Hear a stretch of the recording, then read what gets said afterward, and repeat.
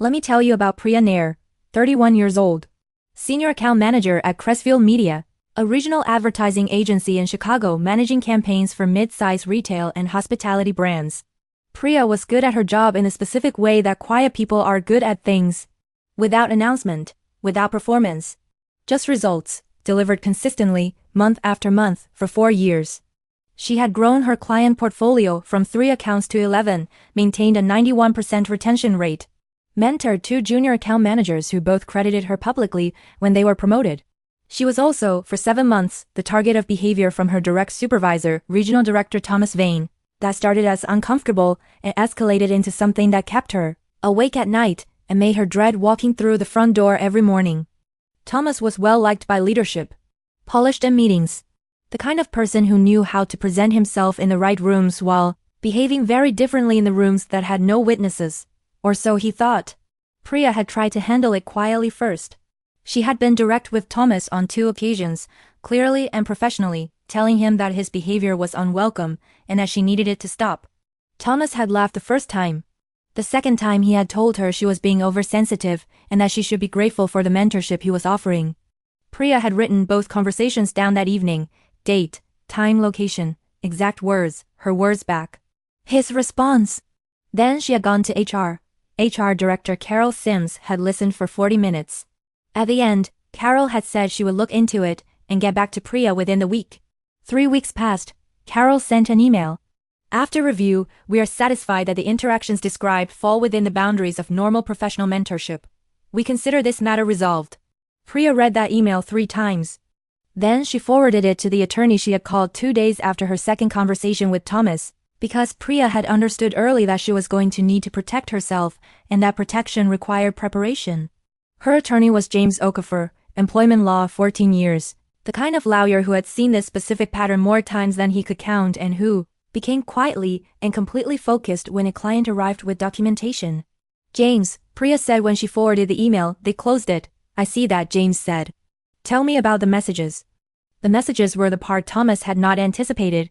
Over 7 months, Thomas had communicated with Priya across 2 channels. The first was the company messaging platform, which Priya knew was monitored and archived by the firm. The second was a personal messaging application on his phone, which Thomas believed was private, deleted regularly, and entirely outside anyone else's reach. He was wrong about that last part.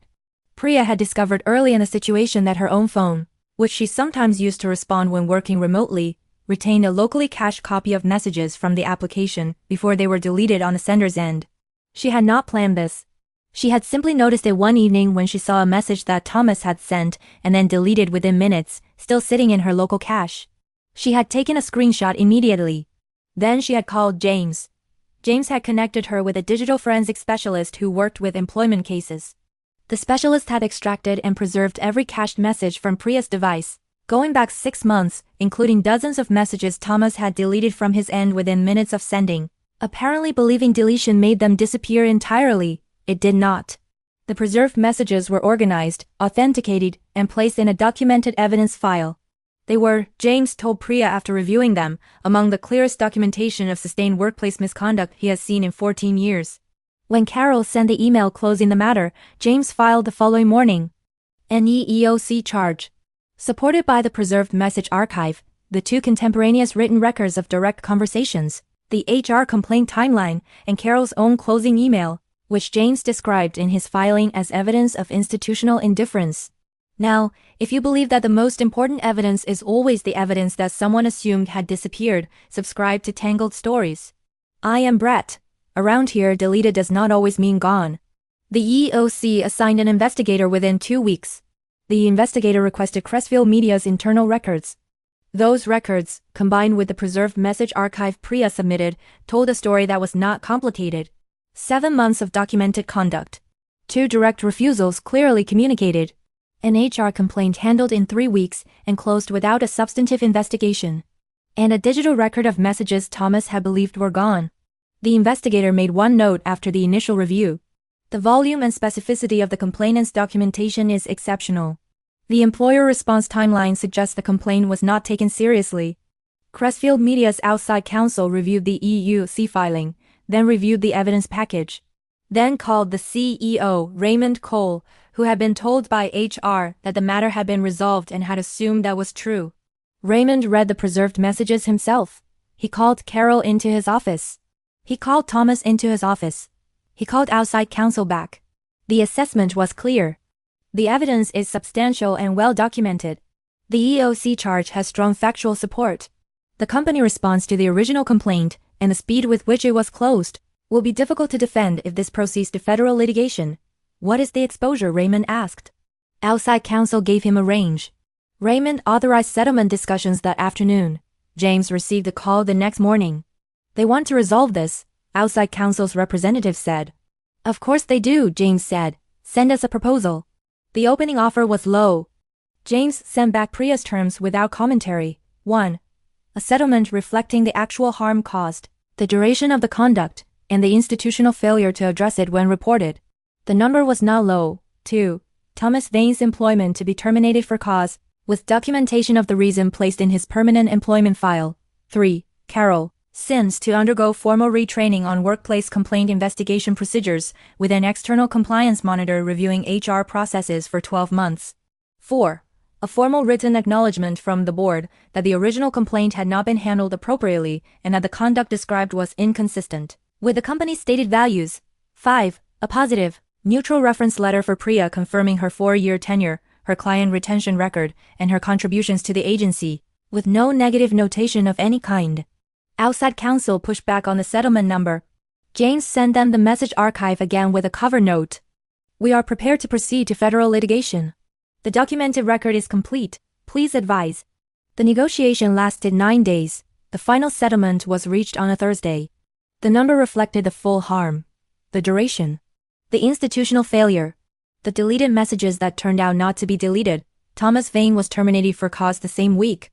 His departure was announced internally as a leadership transition. Nobody in the agency believed that framing. Carol Sims retained her role under the compliance monitoring arrangement. The external monitor conducted quarterly reviews of HR complaint handling for 12 months.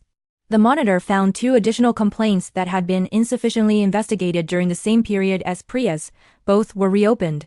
Both resulted in disciplinary action against the employees involved. Raymond Cole personally oversaw the implementation of a new complaint handling protocol, mandatory response timelines, independent review for any complaint involving a director-level employee or above, documentation requirements at every stage. He called it, internally, the standard that should have always existed. He did not give it a name beyond that. Priya left Crestfield Media the week after the settlement was finalized. She had already accepted a senior director role at a competing agency, a promotion representing a significant salary increase in a team of her own.